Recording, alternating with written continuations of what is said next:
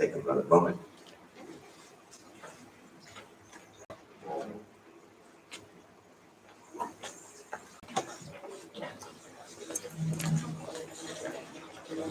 I'm going to switch to the display over here because it's clearer.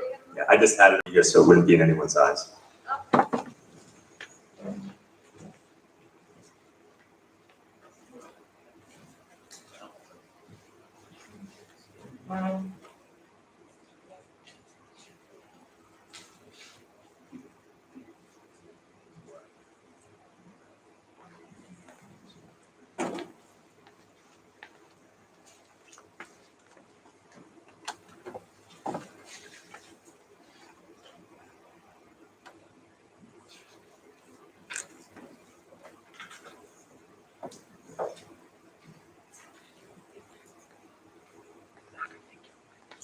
Okay, so good evening, everybody.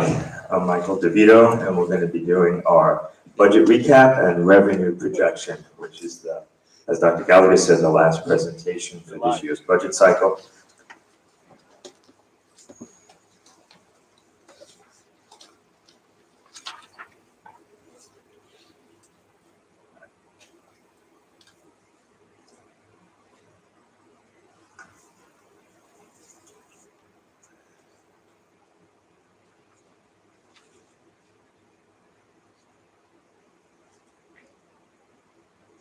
Okay, so we're going to start with our big headline, which is our total budget. So our total budget that we're proposing, so tonight we're proposing total budget of $144,780,810, which is, you see a decrease of $411,822, or a decrease of about 0.28%.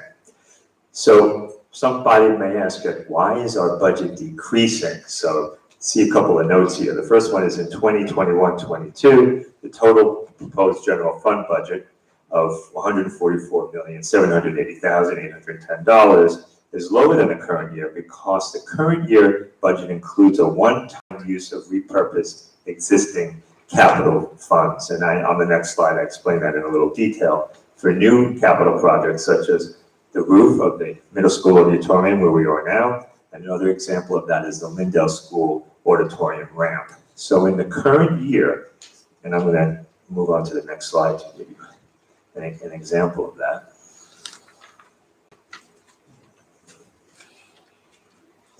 You see unused prior transfer to capital.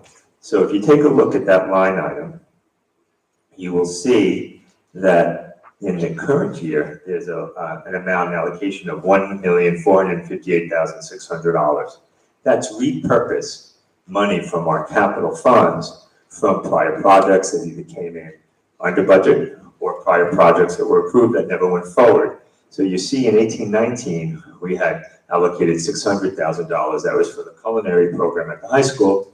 And that's an example of a project that didn't go forward. We went out for bids. The bids came back, they were too high, so we decided to forego that project. That went into that capital fund.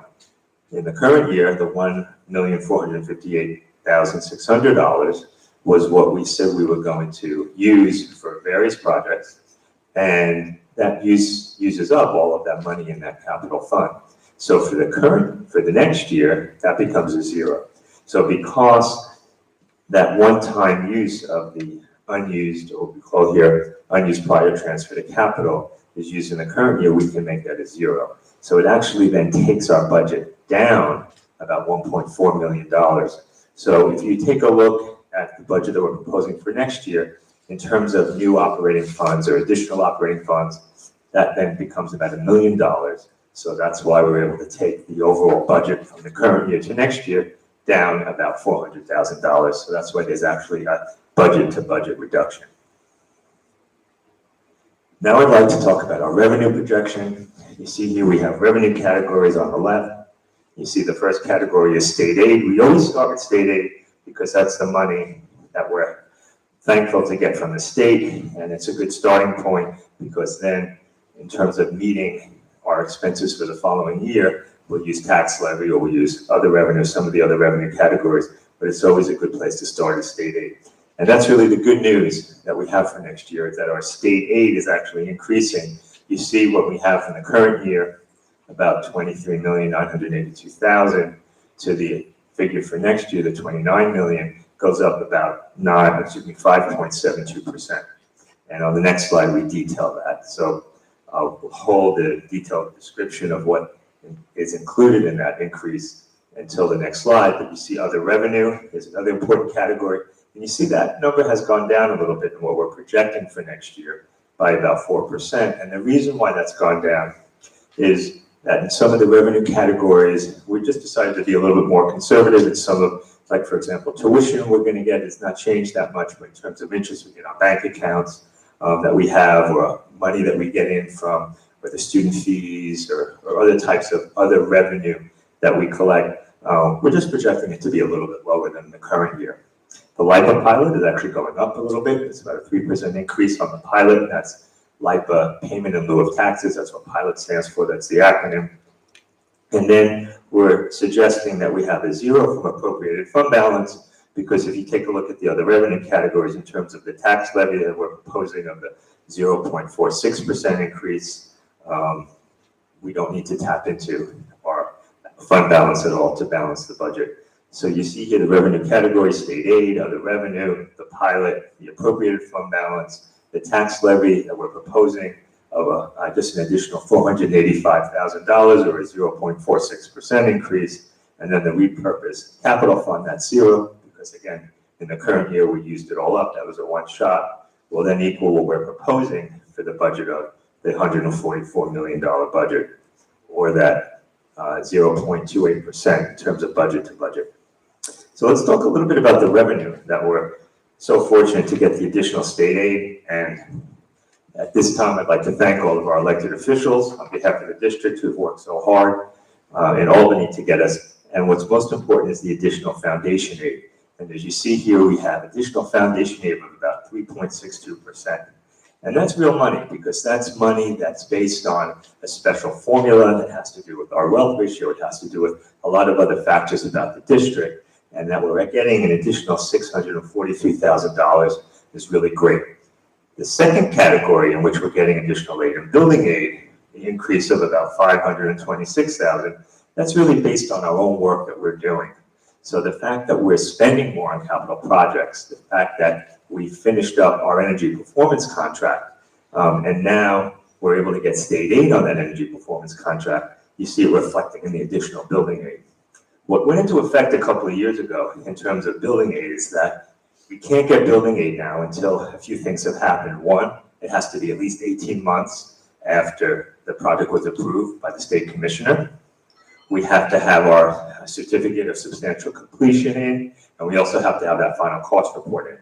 And they've changed that regulations so that you go through those hurdles, and we've done that, or are about to do that, in terms of the final cost report for the energy performance contract, that about $15 million project that we did that got us the new roof at the high school, the new roof at West School, and changed out the lighting and did a lot of things to reduce our energy costs. One of the reasons why it becomes zero impact on the taxpayer is because we get money back from the state in terms of building aid. So here's an example of when that building aid is now going to kick in next year, and you see the difference here of $500,000, which is really helpful to us.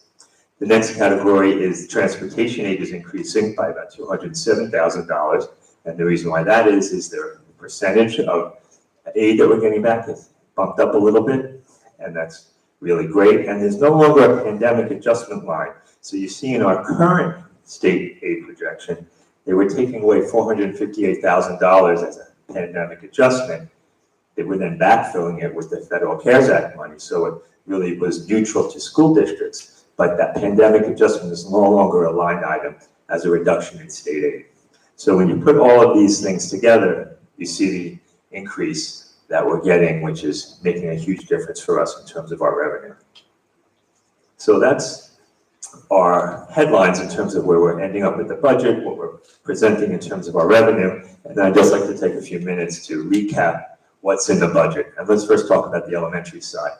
So this is a recap of some of the highlights from prior presentations that we've done over the course of this budget cycle.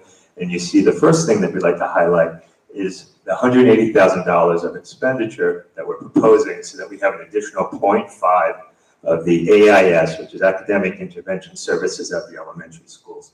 We've had that this year with COVID, and we found it to be a great success for our students, and all of the 4 elementary principals have requested that when we had our budget meetings, that they would really like to see that become part of our baseline support for students, so we have that in the budget. We also have new carpeting for Lindell Elementary School. We have the materials for the 2nd year of our Teachers College Reading and Writing Program. That includes student texts for our classroom libraries. That's also in the budget. And we also have 1 fewer kindergarten section at eSchool. That's also reflected in the line by line. And those are new things that we talked about over this budget cycle. In terms of things that are continuing, I want to make sure that everybody knows that we still have money in for field trips, about 3 per class. And there's funding in there for the continuation of our flexible furniture initiative, and also for the continuation of our classroom library upgrades. So all of that are still in our elementary program. On the secondary side, one of the main reasons why we have been able to save some money for the next year is the fact that we did eliminate our Nike program. And that led to some significant savings at the secondary level in terms of some staffing savings. So that's reflected in the budget for next year. We're also adding a new medical assisting program, which we're really excited about. And that's going to bring in new opportunities for our students and new opportunities for career paths in the healthcare industry. And we're going to house that in our former Nike site. We've consolidated some of our physical education classes at the high school. That's going to achieve some savings on the budget side. That will also allow us to increase English at the high school in a couple of areas. English for specifically with academic intervention support, new life skills, theater class, and new electives such as public speaking and journalism. And we're excited about offering those opportunities for students, which is what the students seem to be wanting, in lieu of some other classes that we've had, and that's why there's a reduction in family and consumer science classes at the high school. So you see student interest shifting, and we'd like to, and we're responding to that in terms of program and in terms of how we're staffing and supporting those student interests. We're also going to be adding a new algebra math lab at the high school. We're expanding our business program, and we've also included a Frost Valley trip for the current 6th graders so that they have an opportunity to have that Frost Valley experience next year. So that's also in our proposed budget. Some other areas that I'd just like to highlight is we have funding for our BOCES South Oaks partnership. Our elementary summer school classes is something that we have funding for in the budget for next year. We have a new E-rate federal reimbursement project to upgrade our technology infrastructure. We're also going to complete our K-2 one-to-one iPad initiative. We're reducing 2 security guards based on the change of use at Nike. So that's also reflected in our proposed budget. And also we've reduced contract transportation, the allocation there, based on route consolidation that we're experiencing and proposing. Retirement systems. I wanted to highlight this to show that these are some of the fixed costs that we have in our budget when it comes to benefits, and how these fortunately offset each other. So you see the increase that we have in what we call ERS is being offset by the reduction that we expect for TRS. So we're lucky to have that offset. For medical and hospital and dental, you see actually a reduction there because some of the categories of premiums in terms of whether our retirees or employees have shifted from a higher cost premium category to a lower cost. And you see that's such a big number that any change there really makes a big impact. So you see there's almost a savings of $200,000 in that category. And then serial bonds. We did some refinancing over the past year, and that's going to be reflected in our debt service for next year, and that's going to be saving us about $200,000 next year and all the years thereafter, because that's a new baseline debt service. We'll go down to that $8.1 million. So that also has helped us a lot in terms of our overall bottom line for the projected budget. Insurance, unfortunately, is an area that we've seen some increase in costs. You see whether it's the unallocated insurance or workers' comp, it's going up a significant amount. So the savings that we had in some of those other fixed costs, those other benefit costs are helping us to offset the increase in the insurance. And we've covered all of this in more detail. We had covered this in more detail in earlier presentations. That's why I'm just reviewing this quickly as a recap. So I'd like to pause here for a second because not only do we have the ballot proposition on the May ballot, which is not only do we have the budget rather as a proposition on the May ballot, but we're also having a proposition relating to permission to use money that we already have on hand in our capital reserve funds to use that in the following way. So part of what the state law requires is that when the district has money in their capital reserve fund, that we have to ask permission from the voter. We need voter approval in order to actually use it, even though it's money we have on hand, does not lead to any additional tax impact on our community. We still have to ask the permissions, and that's why it's going to be on that ballot. So you see here, we've broken it out by building. So the middle school, the high school, the Lindell East, and the transportation garage are all slated to get some sort of capital project. And you see every project that we have here as part of this $4.9 million is what we call a priority one project, meaning it's of a very high priority. It's very important. It has to do with the health and safety issue. The only project that we have here as part of this $4.9 million that arguably you can say is not in the same priority level as the others is the middle school tennis courts. But when you see a picture, and we have a photo of that we're going to show you, you'll see here with the serious cracks, it is actually a health and safety issue, but you know, arguably you can say it can wait a year or two, but we decided to include it because we know how much the community would like to use those courts, and we'd also like to use the courts in a different way with a multi-purpose turf so that students can have a variety of play, whether it's practicing for lacrosse or even for pickleball, which I know is very popular now. So we're excited to have a different type of turf on that tennis court. So you see here the total by building.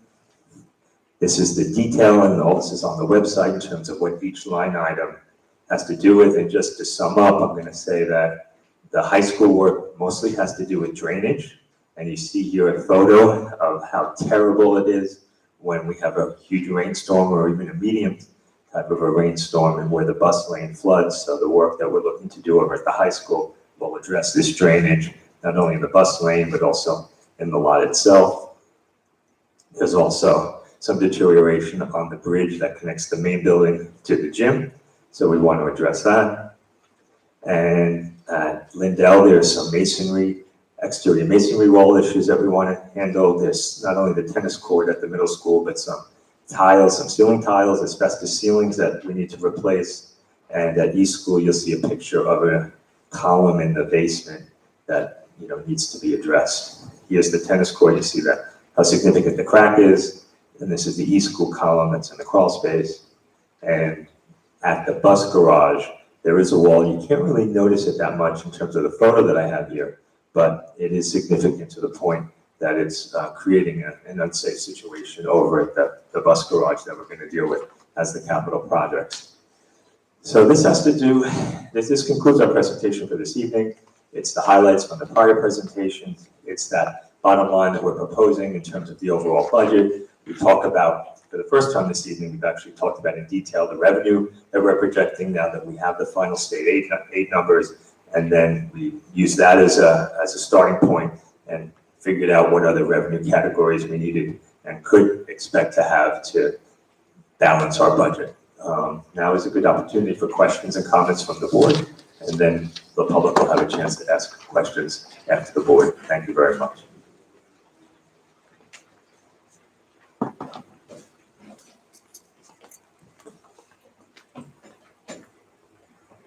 Before I entertain questions on behalf of the board and the community, I just want to thank you for bringing that in 20 minutes. Much appreciated. It's still comprehensive. Any Board of Ed comments? Ms. Verona? Thank you, Mr. DeVito. Great presentation. I love you're such an amazing budgeter. What? You gotta talk into the mic. You are an amazing budgeter. We've already spent a lot of time talking about this, so I don't really have any questions on the budget part or the capital projects part. But I do have some some questions about the revenue. Okay, so you talked about foundation money, foundation aid as being real money, and that is a specific amount of money we get based on certain formula. So in the past, we've always talked about our foundation aid not going up enough because even though we're a very diverse community, we have a high wealth ratio. Now, I don't claim to be an expert at this at all, but I did take a quick peek at the state aid runs for all of the schools in Nassau County. And there are districts that appear to have a much higher wealth ratio than we do that got up to like 20% increase in their foundation aid, but many of them double digits, and ours was 3.62. Can you give me some idea of why that happened? Sure, from what I understand, because I had a feeling about what it is, and then I asked our guru, one of my colleagues over in Roslyn, Joe Dragone, who's, really the guru and all this stuff. And what it is, and what is the case is that some districts were actually underfunded over the years and they weren't getting their proper allocation. So there was a catch up for some districts. And that's why even some of the wealthier districts did get a lot more. And it is somewhat concerning when you take a look and try to figure out why are they getting more than some other districts that are not as wealthy. So it was a catch up for them because they weren't getting the proper allocation in the past. It seems like that's more of a concern that they haven't been getting what they were supposed to be getting for all these years. Okay, great. So now this $25,355,000, that will be our baseline for next year. Nothing would change that. No, and that's, even with the building aid, that should be a pretty level for the next several years. What they do is they tie the building aid to the length of the debt service. And it does vary a bit, but it should be something that's pretty consistent as long as we have debt service in terms of the building aid side, because that building aid did go up about $500,000. Right, I saw that. Okay. All right. Now, well, let me just finish my revenue questions first. You say there's no longer,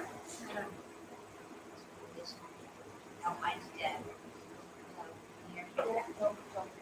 That is totally just.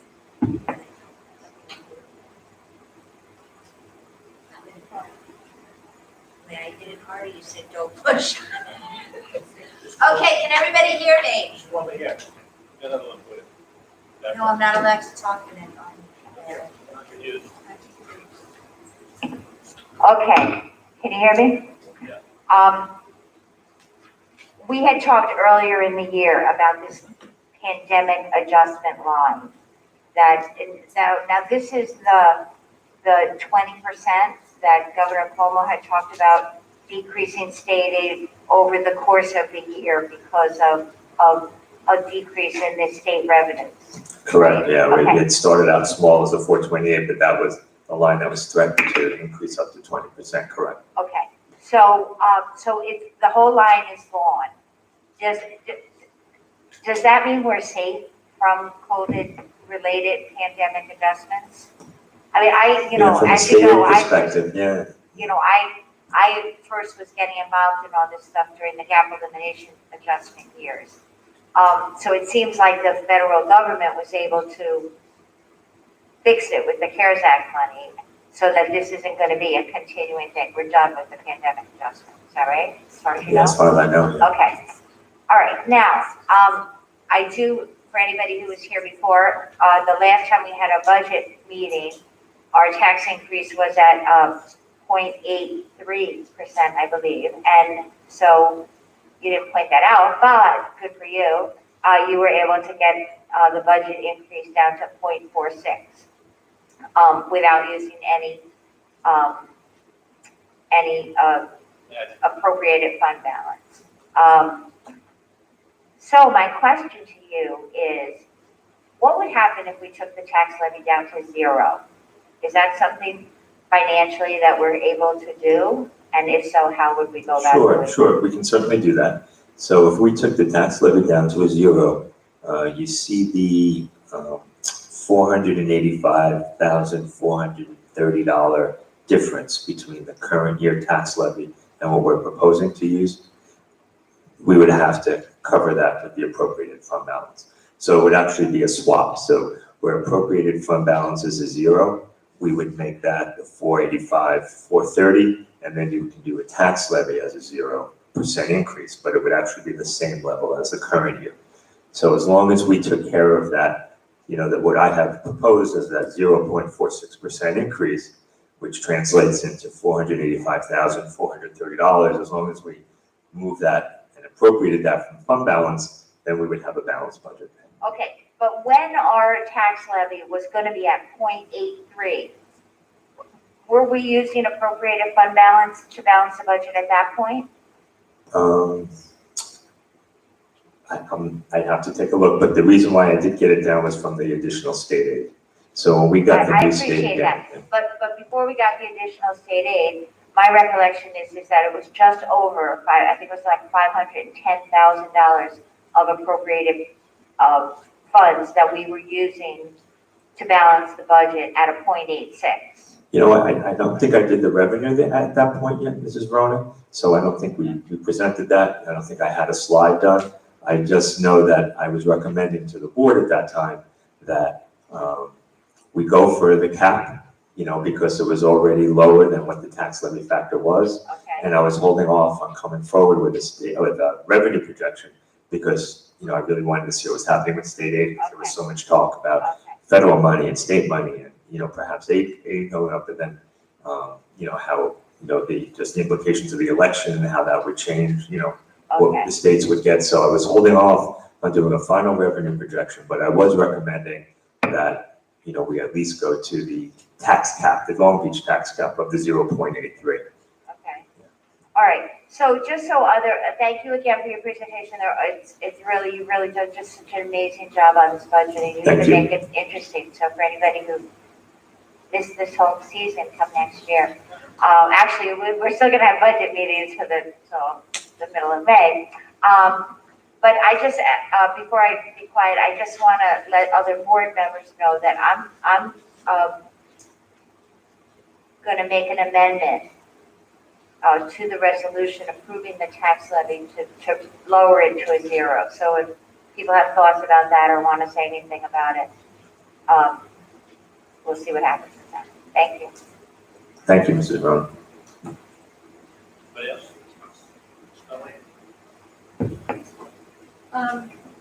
Mr. DeVito, thank you so much. I'd like to echo what Ms. Verona said about how wonderfully you put together the budget. Thank you very much. Thank you very much. I do agree with Ms. Verona's amendment to a tax levy of 0. I think COVID this year has had a lot of stress in our community. We still have many people who are out of work, or some who are working with decreased salaries. I believe that since we are able to do it financially, and it makes sense for us, that we should go forward with the amendment to a tax levy of 0. Thank you. Sure. Mr. DeVito, thanks again for the presentation. Having worked, it's funny, Ms. Verona brought up how exciting the budget stuff is, and I don't really have a great grasp of the nuances of education, specifically from the perspective of an educator. But I do have a background in public sector governance and administration and finance. So I will give you great kudos again to your team, how you guys really did work together a great budget, a really responsible budget. Thank you. And obviously, last meeting, I brought up how state aid was going to change and how it's going to impact our budget numbers and our revenues and our expenditures, well, mostly our revenue sources. And the board, we had some good conversation about how we're going to be able to ease the burden on the taxpayer. And going in line with Ms. Verona's recommendation of having the opportunity to have a 0% increase in the tax levy, I think it's a great idea. And when we have the opportunity to essentially attenuate the impact on the taxpayers' costs every year after year after year, if we could really put a 0 in that mix, it's a great opportunity. So I just think this is a responsible budget, especially including these capital projects that we don't have to bond or borrow from. Including these into our operating budget, it's a great opportunity. Now pulling it in at a 0% increase in the levy, I think, is something that we can't pass up. Thanks again. I just have a few comments. The first is if in fact we do bring it to a 0% tax levy, does that mean people will not see an increase in the school taxes next year? Actually, I'm glad you raised that, Dr. Ryan, because it doesn't necessarily mean that. Because even if the district does not ask for any additional levy, the county assessment can vary. So by property owner, your assessment can go up, it can go down. But then what they call the adjusted base proportion, we've seen over the past several years that there's been a greater burden on the class one, which is the single, 2, and 3 family homeowners, regardless of anything that we do. And I guess it was about 10 years ago that the board also decided to do a 0% increase in the tax levy. And I still got phone calls, people wondering, why did my taxes go up? And the school district has a 0, why are my taxes going up? And there was an opportunity to explain, and you could see real clearly that it's really the assessment, the adjusted base proportion for the single, 2, and 3 family homeowners. Now, for some of the other classes, their taxes may actually go down because as it shifts and the more of the burden is on the class 1 and there's less of a burden on the others. So for others, whether it's a class 2 or condo owner, or whether it's some of the other utilities or businesses, it may actually go down. Yeah. Thank you for that clarification. I just want to say publicly for those who haven't followed us for this winter in terms of the budget, just some concerns I have where I thought we could have cut even more. First is the mindfulness program. I thought the mindfulness program should be basically adopted by the guidance counselor. You can realize the savings of close to $100,000 there. I raised the issue last meeting, the meeting before, about middle school librarian and AV. High school was able to give up that program for a 4-year building 2 years ago. And I would like to think the middle school would engage in some conversation about that moving forward. I think 3 social workers in the high school is redundant, is overdone in terms of staffing. I have concerns about that. I also have concerns about a district social worker or a district-wide social worker. I don't know why her responsibilities cannot be assumed by the individual social workers in the building. We did the special ed PBS presentation a couple of meetings ago. It was apparent that those costs, in terms of what their percentage of the total budget runs close to, I think it was 33%, 40%. So I do think that we do have a very healthy ratio and a very healthy budget proportion in terms of mental health services. But I do think that we're sort of still in need of other cuts. That being said, I'm grateful for the cuts that were made, the considerations that were made. I echo what Mr. Pinto said in terms of the capital projects, without burdening the public with any, I consider bond the dirtiest word in public education, certainly in the city of Long Beach. The word bond is an odious word. But I do thank you for the presentation. The superintendent said at the beginning that it was your last presentation. I hope it's not your last presentation. I hope you're here for years to come. And I thank the other board members for your patience as we've gone through this process. Thank you. Finally, just want to thank Dr. Kylie Rennan for showing up again. We appreciate your attendance and your shepherding us. Thank you.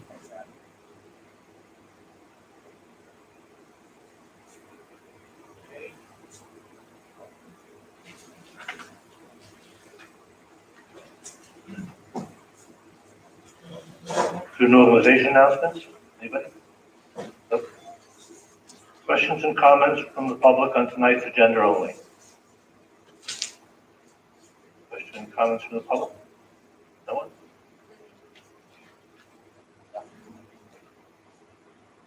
Welcome and thank you for choosing freeconferencecall.com. You're helping people around.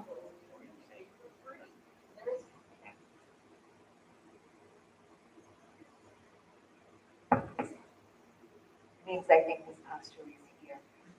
Oh, hi, Pastor.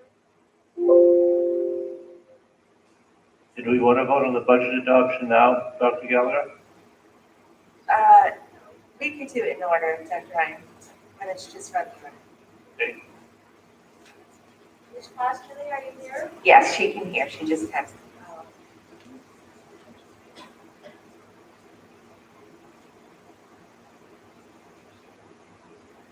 Proceed now.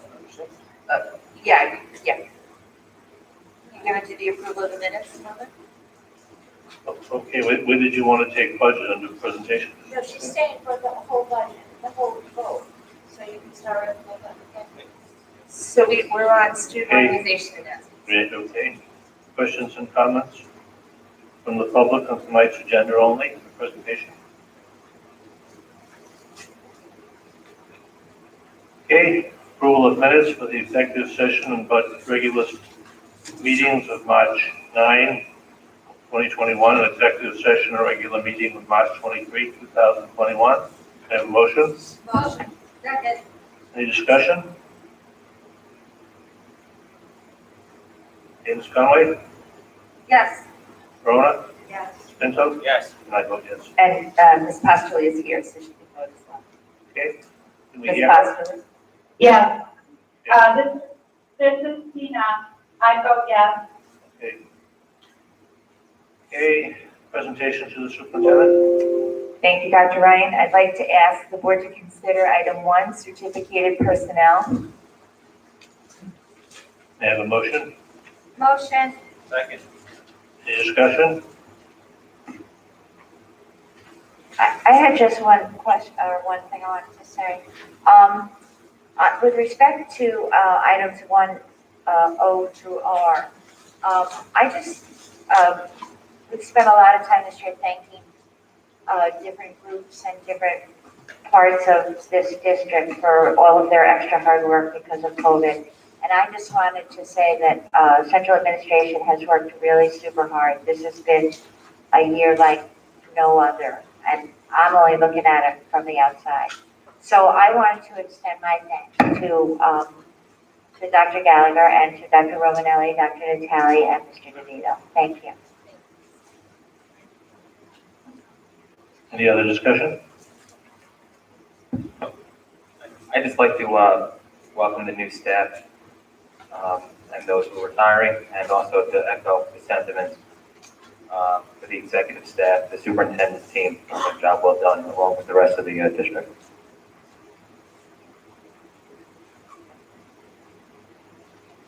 Any other discussion? Ms. Conway? Yes. Ms. Verona? I vote yes, except for 1E, I vote no. Mr. Pinto?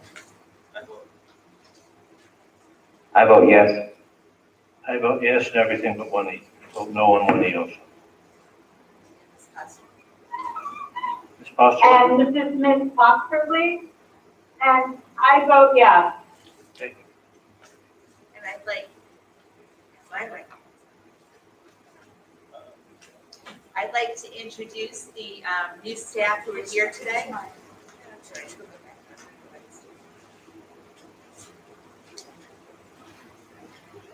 Thank you. I'd like to introduce the staff who are here today. First of all, Mr. Christopher Rebel, who is not new, but is the new AP at Lido School. Congratulations. Natalie Aviles, who is a math teacher at the middle school. Natalie's also been here this year. Nicole Petrullo, also here this year, a probationary reading teacher at West. Kurt Allen, our new business teacher at the high school. Samantha Paul, again, here this year as well, a special education teacher at the high school. And Lisa Raniclev, a math teacher at the middle school. Did I miss anyone? Because I can't see with my reading glasses on. If I missed you, stand up. Okay. Congratulations all. I'd like to ask the board to consider item 2, non-certificated personnel. Motion. Second. Any discussion? Ms. Conway? Yes, I have one question. On 2G, I see that it's each class is self-sustaining for the continuing ed program, but that we, the district, meaning the district, pay the staff person for the work done, even if none of the classes run. Is that a line that we budget for? Yes, and that's a maximum, so there is some work that has to be done ahead of the classes, so of course, that individual will be paid for that, but if the classes don't run, that would be lower, but yes, it is budgeted, okay, thank you. Any other discussion? Ms. Conway? Yes. Verona? Yes. Pinto? Yes. I vote yes. Ms. Postlewaite? Yeah. I'd like to ask the board to consider item 3, the adoption of the budget. Second. Any discussion? When we adopt it, we're adopting it with the amendment? No, that's. That's next. Any discussion? Okay, Ms. Conway? Yes. Ms. Verona? Yes. Mr. Pinto? Yes. I vote yes. Ms. Postlewaite? Yeah. And I'd like to ask the board to consider item 4, adoption of property tax report card, and this one, I believe Mrs. Rona wants to introduce the amendment. Okay, so I would like to amend number 4 to, at the last line where it says, and corresponding tax levy of, I'd like to replace the amount that's there with the amount which is the same as last year's tax levy, meaning a 0% increase of $105,880,305. That's $105,880,305. I make that amendment. I make that motion to amend. Second. Any discussion? Okay, to adopt it as amended. Ms. Conway? Yes. Ms. Verona? Yes. Ms. Pinto? Yes. Ms. Postlewaite? Yeah. I vote yes. Item 5 requires no action. It's a second reading of the policy on gender-neutral single occupancy bathrooms. And I'd like to ask the board to consider items 6 through 10 together. May I have a motion? Motion. Second? Second. Any discussion?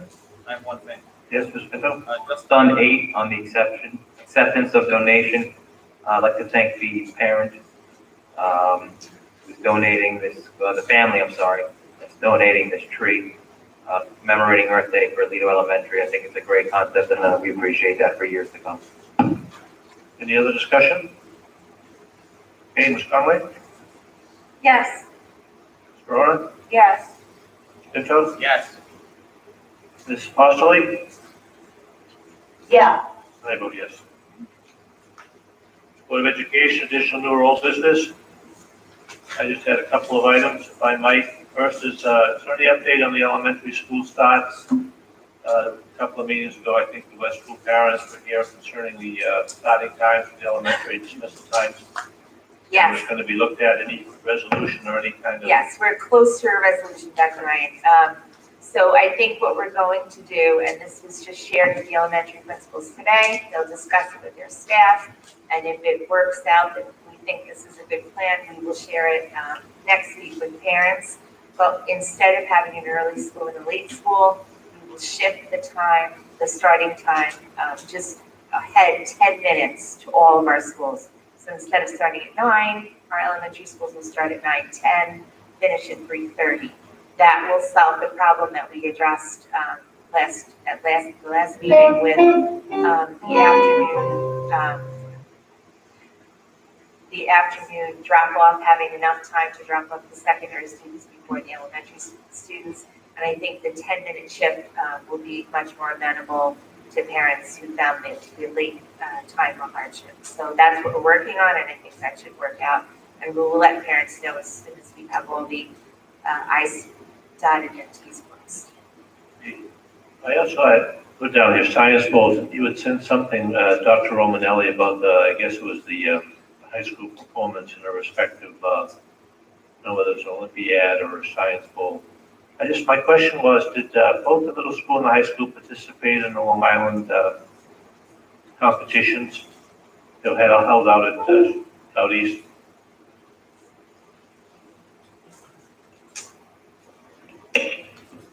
So we did have some students actually at the high school that initiated the participation in the Science Olympiad, and they did finish pretty well.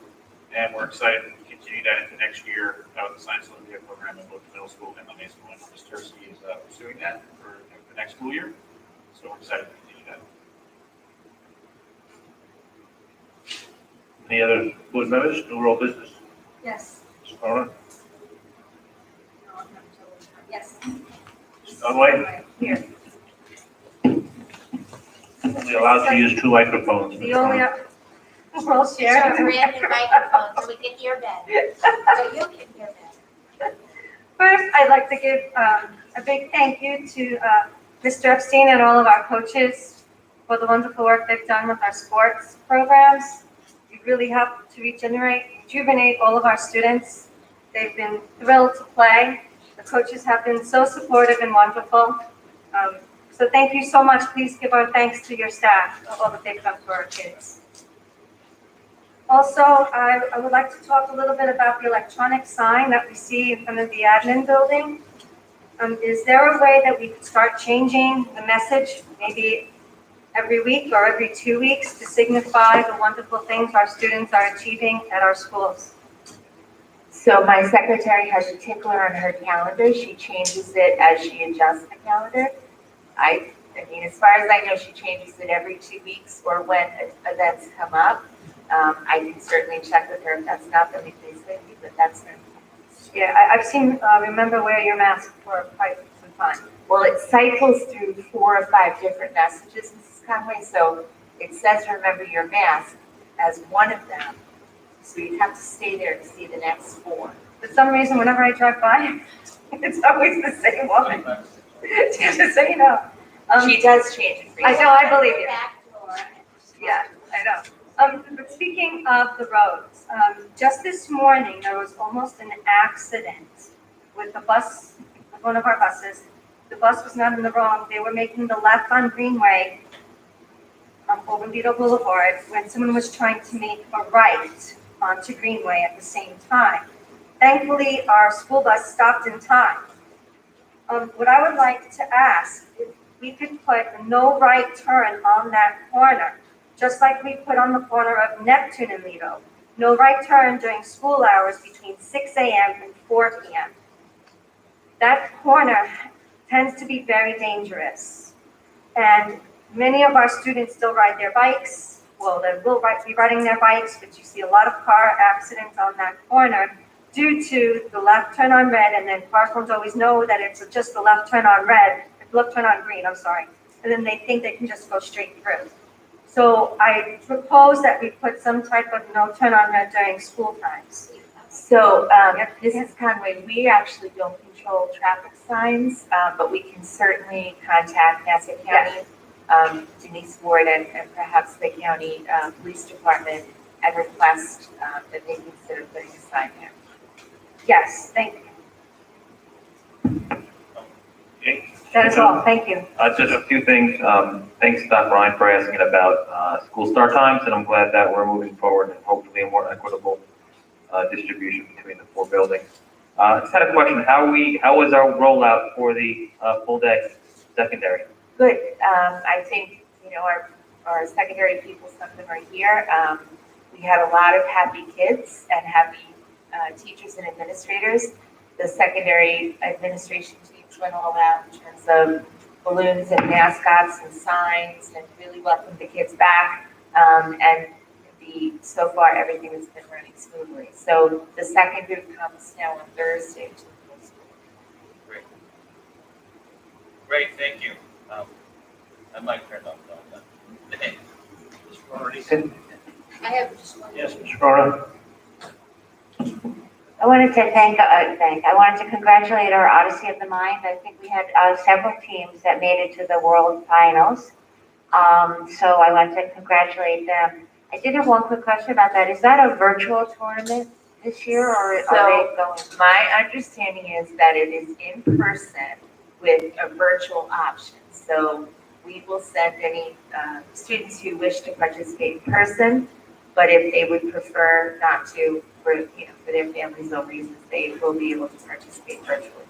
Well, congratulations, great honor. for us. Okay. Dr. Ryan? Question? I'm sorry, I just have one question I forgot. I know that the greenhouse is up, so I was wondering if you could, it's up, right? So what are our plans moving forward this month with the greenhouse? Dr. O'Malley, you want to take them? Sure, I'd be happy to, Dr. Gallagher. So Mrs. Conway, I had the pleasure of meeting with the team over at the middle school, just about getting this launched. And they already have identified the supplies they need to purchase. As you know, a lot of things have already been installed. For instance, a water supply. They've been running a school garden for a while, so they have things like the shovels and the equipment and things like that. So they've ordered things like soil, planting tables, planters, seeds that will grow in the short amount of time. As you know, it already is the spring. So we'll have a different plan for the fall as to what we're going to grow and how everyone can participate. But the next steps are the frame is up. We're putting up the final walls, and we need to look at this ventilation for the greenhouse. We're actually going to be using a battery-operated venting system so that it doesn't get too hot in the greenhouse. And we will have an opportunity, though. We're meeting on the site in a few more days when it's all completed, just to talk about the curriculum pieces for the remainder of the school year, but we do have a good plan in place where we think we're going to be able to get the students involved to launch the greenhouse this year. Thank you. Thank you.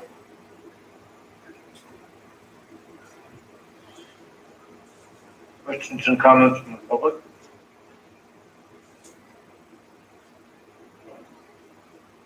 The announcements, Long Beach Classroom Teachers Association. Good evening, ladies and gentlemen of the board. I just want to take the opportunity to welcome and congratulate our newly appointed probationary teachers on tonight's agenda. Thank you very much. Thank you. This is Supervisor of PPS Group, LBSCA, Parent Teacher Association. You have a motion to adjourn? Motion. Second. All in favor? Aye. Good evening, everybody. Thanks again for coming out.